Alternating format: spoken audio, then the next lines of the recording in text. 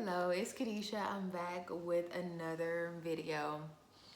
I'm still in Judges. So I was reading in Judges, and this is after Abimelech, and there's another warrior that comes up, and they have, of course, turned their backs on the Lord. And the Lord is like, I'm turning you over your enemy out. I don't have time for this. Well, this is me. Don't think this how the Lord talk. I'm just thinking of today's terms and how we talk. Like, I don't have time for this. But of course, the Lord is not like us, and He will forgive you. Even if you wait to right before your death, He will forgive you. And I'm just like, Lord, you're too good. You're too good. However, after He told them, like, I am finished with you, I'm not, you just continue to turn your back on me. Like, you'll have somebody come and they're doing right in my sight. And once they pass on, then you will turn. And that just goes back to, like I said before in a previous video, we have to have our own relationship with the Lord, because if we don't, we will get caught up in the same exact thing. So I'm trying to think of his name, but I cannot think of his name. It's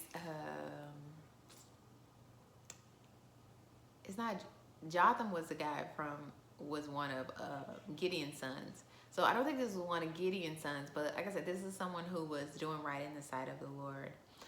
And as we walk as Christians, you're going to realize it's going to come to a time where your obedience is going to hurt you. And I say hurt you because we can even think back to Abraham when he was about to sacrifice I don't want to say Adam. No, he wasn't about to sacrifice Adam. Isaac. And that was his obedience to God.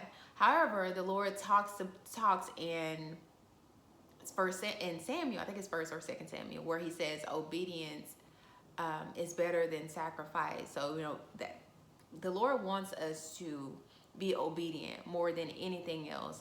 And the reason why He said that to Samuel, no, not to Samuel, was to Saul, is because Saul decided to move before the Lord had told him to move because of the people. He's like, oh, I did this in the Lord's name. And the Lord's like, no, I wanted you to wait. So don't try to tell me what you did. But that's another whole story. But this one, and it was so sad. And I was just like, wow, Lord, that spoke volumes. And I was trying to see, like, what are you calling your people to do? And He's saying, be obedient. We have to be obedient. And sometimes obedience is going to hurt. Like, sometimes making a video about stuff that I know people are going through, that hurts me, because I'm like, Lord, what is it? And I feel like I've talked about this before, when I was sitting down with the individual and they were asking me questions, and they were saying, like, why did you leave here? What's going on? You seem like a very committed person. And I said, yeah, I am committed, but I'm not committed to people. I'm committed to God. And the Lord sees that when my little battery thing popped up. The Lord sees that, and that is what He's going to honor our obedience. But this one, like I said, it was so sad. And I don't know why, I feel like I want to cry, because this guy, he told the Lord, he's like, if you allow me to, I want to say the Amorites, but it probably wasn't the Amorites. And I could go and get my Bible, because I'm like, I was just reading. I'm going to go get my Bible.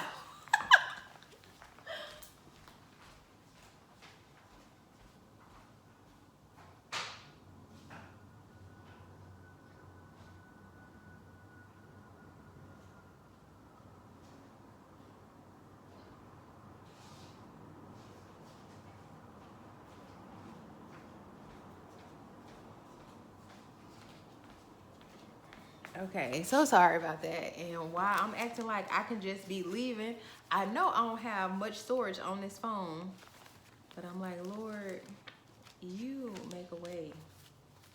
Lord, like, don't be trying to say that, because the storage that's on this phone is on this phone. So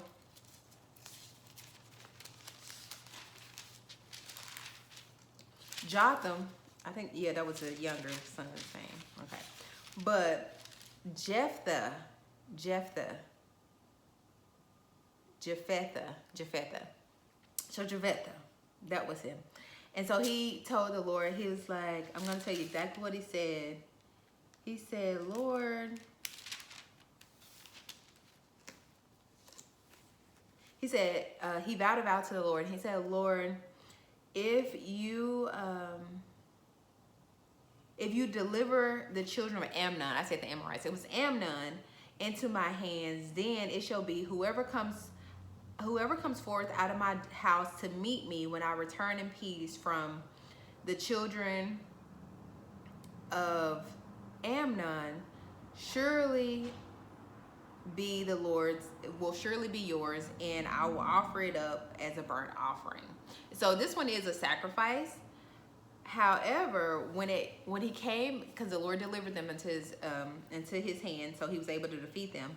So when he went home, his daughter came out of the house, and he was like, oh my goodness, my daughter came out of the house, and I told the Lord that whoever came to me first out of my house, I will present them unto him. And you may say, well, that's different than obedience, because the Lord didn't tell him to do that, but he made a vow to the Lord. So it's just like, once he says he was going to do something, then it's like, okay, if I don't do it, then that's disobedient, right? Or you're found a liar, either one. And he did it, and it's just like, wow. And even just going back, like I said, to Abraham, yeah, Isaac was going to be the sacrifice, but it was out of obedience that he was doing it. He was going because the Lord had told him to sacrifice it. In this case, I don't know why, Jephthah would have vowed a vow like that, but he did. And unfortunately, and I'm saying unfortunately, but of course the Lord knows, he didn't have a ram in the bush like he did with Abraham. And so I'm just saying, sometimes what we have to be obedient to in our walk, and it's going to be different for everybody, it's going to be tough. However, the Lord will give you the grace to be able to walk through whatever it is that he's called you to, because the Lord said he will not put more on us. He will not allow us to be tempted among what we can, bear.